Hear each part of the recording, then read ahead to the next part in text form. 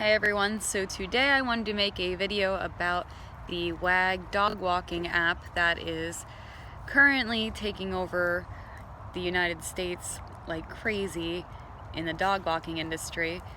And along with dog walking, it also offers pet sitting in the client's home and boarding at the pet sitter's house. So it is pretty much encompassing all things dog right now. And Rover, I'm sure, is hurting a little bit from it because, I mean, Wag is just, for people, I think, so easy to use, and they're giving out crazy amounts of money and credits to use the app and try it. So I signed up about 2 months ago. I'm already a dog walker. I've been doing it for about 2 years in Orlando as my current business. But I've had businesses for probably about 8 years now. So I'm pretty experienced with dogs. I have certifications. I have a dog training certification. So seeing Wag come up, I was kind of like, okay, I've got to try this to like supplement my income, maybe get some new clients out of it, and the whole 9 yards. Now, a lot of pet sitters that I know are kind of pissed off about Wag because it is the Uber of dog walking. It's the Airbnb. You're getting people that aren't qualified professionals becoming dog walkers in 10 minutes it takes to fill out an application and get background checked. So that being said, I'm kind of open to it because my profile says my experience. Now, other people's profiles just say, I love dogs, or I wanted to make some money on the side, so I did this. The thing with Wag, though, is it's like first come, first serve. So if you request a dog walker, you get whoever clicks the button first. And, if you don't like them, next time you can say you don't like them and all that, but you won't get the most qualified person right off the bat, and you don't get to choose. Now with Rover, you get to look through profiles and choose who you want, which is kind of a plus. But anyway, just a little tangent, because that is a huge debate. All these apps, even Rover, and Wag, of course, now is like just tearing apart the pet professional community because everyone is becoming a dog walker and it's kind of taking away business. But that's why I believe that you should go ahead and get on the app as a professional and start changing minds. And we'll get into what Wag is, what the clientele mainly are in a minute. But anyway, okay. So signing up for Wag is easy. I mentioned a little bit, there's an application process and a quiz. You take the quiz. At the same time as taking the quiz, if you don't know the answers, you can easily open another tag and Google search them, which might be a flaw, because if you have no idea what a leash is or what type of leash the dogs are using typically on walks, then you can easily look it up and get 100% on the quiz. That's part of the rub of that. So I did the quiz, did a background check, and within a day I was a Wag walker. I downloaded the app for Wag walkers, and I granted special permissions, I remember, through Apple. It was kind of weird. And then boom, I had the app. So the app itself is very simple, pretty self-explanatory.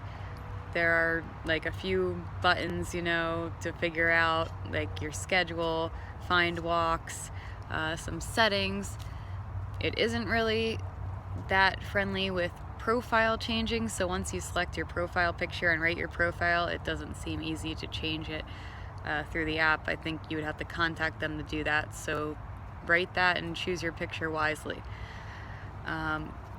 So as soon as I got the app, I was messing around with the find walks and there were none, but then as soon as people started requesting walks, I set mine on a 10-mile radius from my house. I got a push notification, I could click it. Sometimes I get texts for certain walks that say, can you accept this walk? So, there's constant bombardment of business for you. So when I got my first walk, I picked one that was like 10 miles away, but I wanted to try it, and I ended up getting paid like close to $30 because this was when the app first opened in Orlando area, and there were no walkers around, so as no one was pushing, like, I want this walk, they just kept raising the price for the walker to get paid and raising it and raising it. So finally I was like, okay, I'll do this. And it was up to like $21, and then I got a tip. So that's a good thing about Wag. Like, almost everyone tips you because they kind of prompt you to as the client. And with my own business, I don't get tips that often on my regular walks, but with Wag, I like always get a tip. So that's a plus. So anyway, app pretty easy to use. One complaint about the app is, like, if someone cancels a walk, it still says it's canceled, and it was like saying that for like ever for a while, and I think they kind of fixed it, but it still says it, so you see like all your canceled walks. And with that being said, another thing about Wag is that as the walker pet sitter, you don't have like any protections when someone cancels unless you're on the way to them. So say it's a Saturday and you had a walk booked at like 4 p.m. and you're wanting to go out party or something, you know, it's 3:30, you're about to click I'm on the way, and they cancel the walk, and you were sitting around all day waiting to go on a walk. So that has happened to me a lot because people aren't that serious about the app sometimes. They use it frivolously. They get it because they're offered free credits or something, and then they're like, I don't want this walk, and they don't think like, oh, the dog walker was like sitting there waiting for you. And anyway, so that's just something that you'll see complaints about all over the internet about Wag, about Uber. You know, there's not a good cancellation policy and no protection for you when people decide to make a fleeting decision. So overall, you know, it's a great app, I think, to have if you are interested in dogs and making money and, you know, supplementing your income on the side. I would hope that you, excuse my dogs in the background, see, I love my dogs. Okay, so don't fight, guys. Alright, so yeah, I would hope that you would be someone who knows what you're doing and don't lose the dog, don't, you know, hurt the dog or whatever, and that helps all of us, and it helps the app itself make more, you know, headway with getting more clients, because then they only hear good news that Wag people are professional and that they know what they're doing with pets. That's just my opinion. Now, on to, I wanted to talk about some experiences I had, because you might be freaked out, like going to people's homes, and a lot of people are home when you go there and you're just like taking their dog from them, and they're just booking you because they're lazy or something and they need a dog walker. You see everything. So one experience I had, I went to, well, I booked the dog. It was only like 2 miles from my house. I hit book, and all of a sudden I get a text from this guy, and he's like, can you come over and meet the dog? And I was like thinking, why didn't he go through the app? Because there's an option to do that, to get a meet and greet. And I said, you know, okay, sure, I'll meet the dog. So we set up a time, and my husband went with me just in case, because it's kind of in a sleazy area, apartment complex, no offense apartment people, but you know what I'm talking about. And I go there, and he has this 120-pound Rottweiler who is just a big teddy bear. When I go there for the meeting, he's cute. Then he has another dog who's not neutered, little tiny dog, and you know, I don't know why people don't neuter their dogs, whatever, but so he was a little like humpy on my leg, but he wasn't the one I was supposed to walk, and the guy said he's kept in the back, and I was like, okay, thank you, cool. Anyway, so I then go to the book to walk after this meet and greet. The dog was fine. I get there, I get in the house, and the dog is barking at me a lot, and you know, sometimes dogs do that when they're seeing a person, they're just happy. Well, I close the door behind me, and I go and get the leash, and then I realize the dog is like aggressive barking at me. And at that point, he was behind a little gate in a hallway, and then the gate wasn't even closed, so the dog then gets like angry and like walks through the gate and like corners me, and I'm like, okay, this is bad. I'm cornered in this house, and this 120-pound Rottweiler is, you know, standing here. So I pushed like a coffee table. Rottweiler moved, cornered him in the kitchen, so he was kind of like in an area like he was behind that gate, And I got out of there and I contacted Wag and I contacted the owner, and it turns out that Wag, for some reason, ended up charging the guy for a future walk. And you know, I could see he should have definitely paid for that walk where I went there and was almost attacked by this 120-pound dog. But he went then BS crazy and texted me for like hours and then into the next day about how much of a POS I am and blaming me for the billing situation. And I'm like, you need to talk to Wag. I don't do the billing. I'm just a like independent contractor. And he was so mad and so mad, and he threatened to like call the news station on me and all this stuff.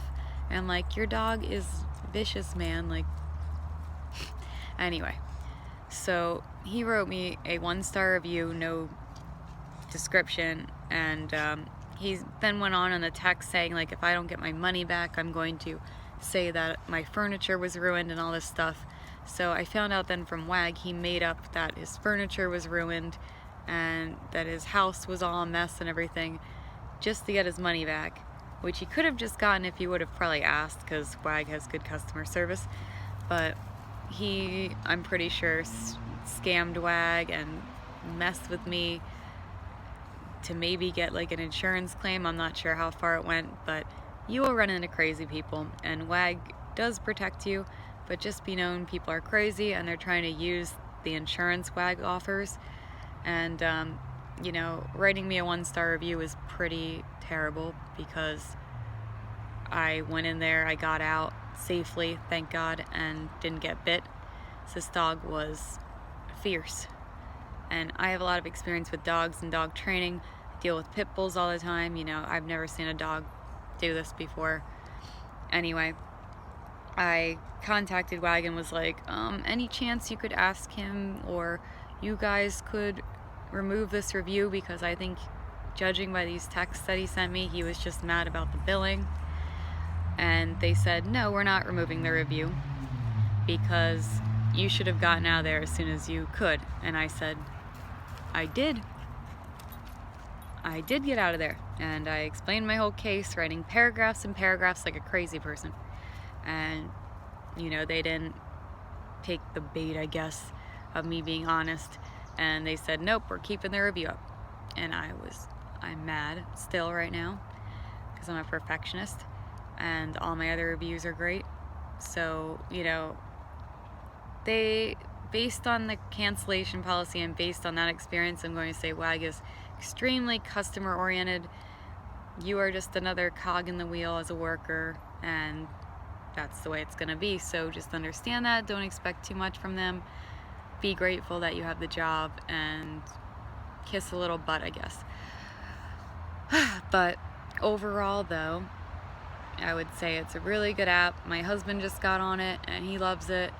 He had 2 walks today, and you know, it's just a good way to be a part of this like app-based society right now, where people just want things on the go.